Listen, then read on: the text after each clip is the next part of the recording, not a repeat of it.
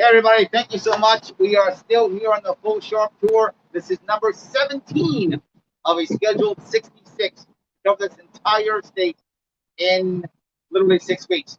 We have to grow our movement, and since I'm outside and more than 6 feet away, I will remove my mask. See, I'm being good. Don't be mad at me. So I am being good. I want to introduce the person who's put this all together, the person who's actually right now the chair of the Staten Island Libertarian Party. He's going to say a few words before he brings on one of our best candidates we've ever had, the person elected to a New York City office. You know who that is, but I won't tell you. I'll let Joe do it. We'll bring on right now, Joe Portelli. Guys, listen, clap more. There's more of you. You should all be clapping. What are you doing? Hello, how you doing? Thank you for coming out.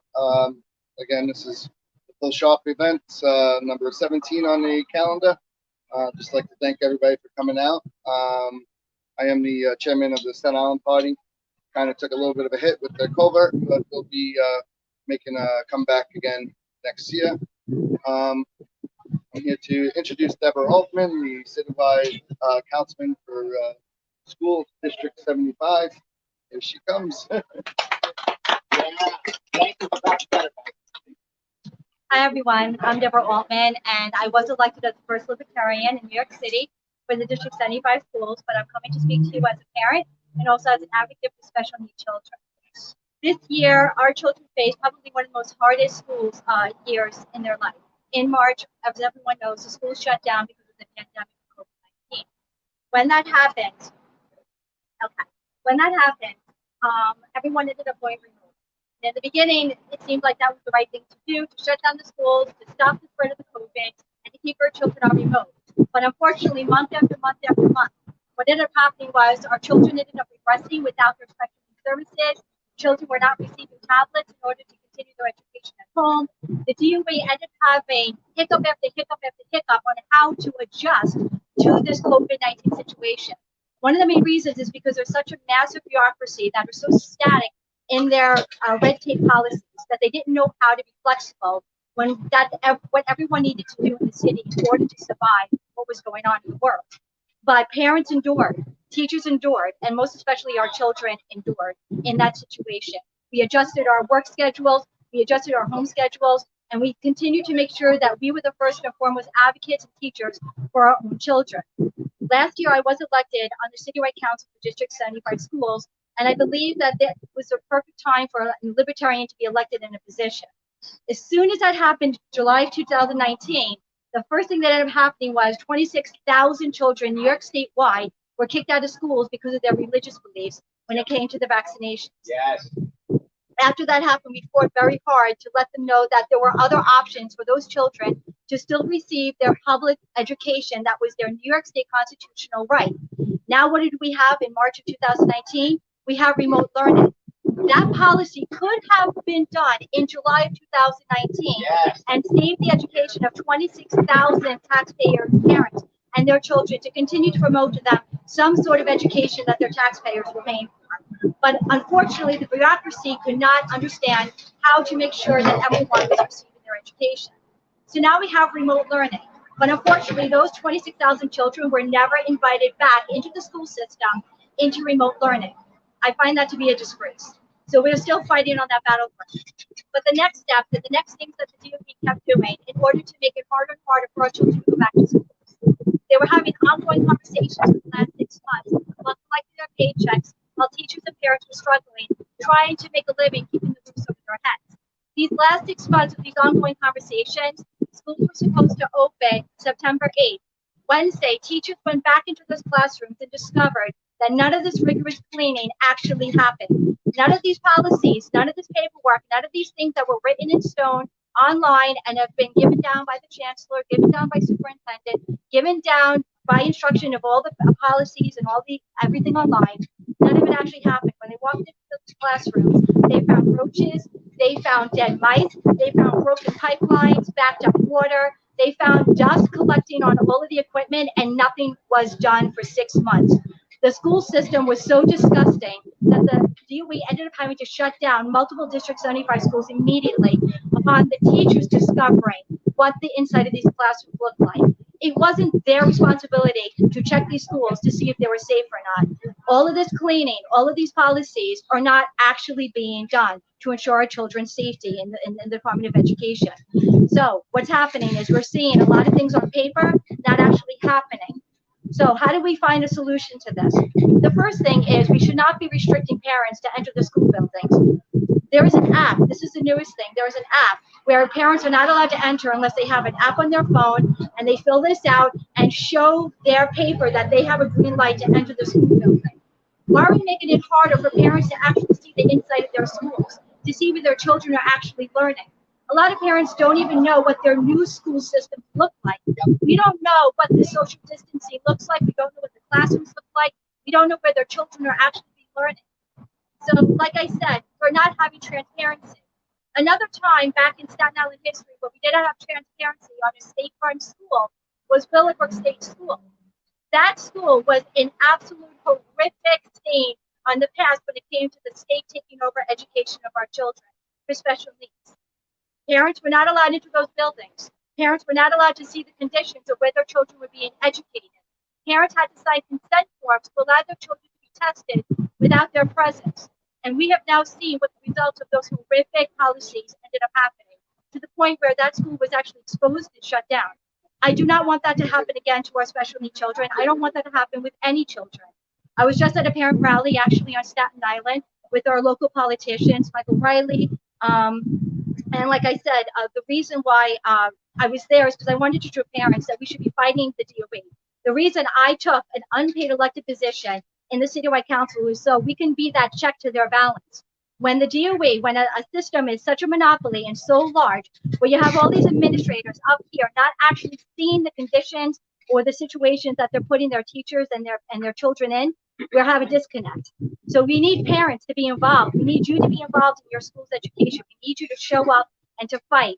We need you to be active and to say no to this.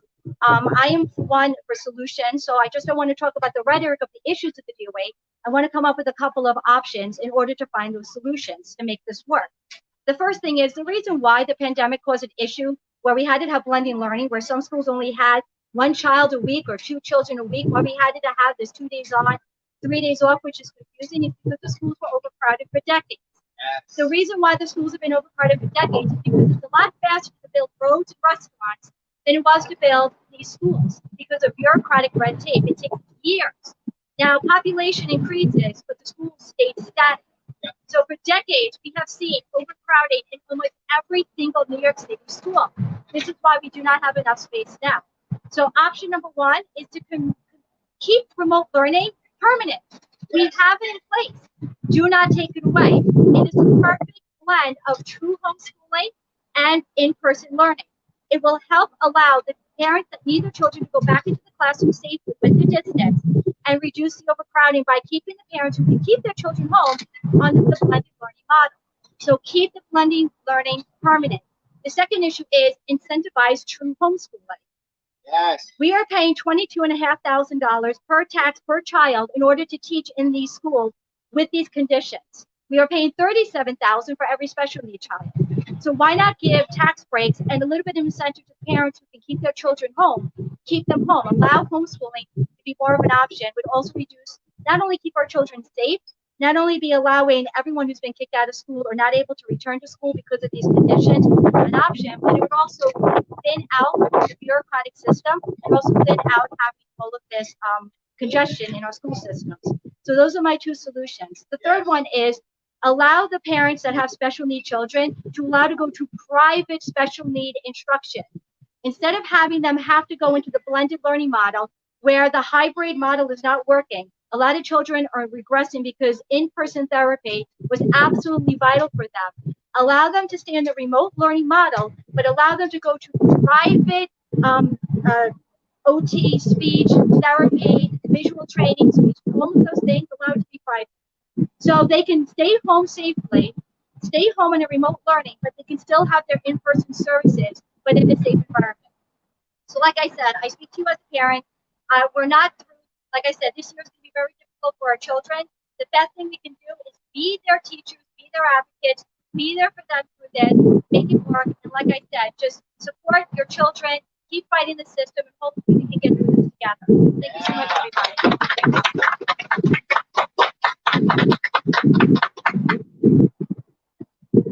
Deborah Altman, everyone, amazing. Thank you so much for coming. Appreciate it. Thank you so much.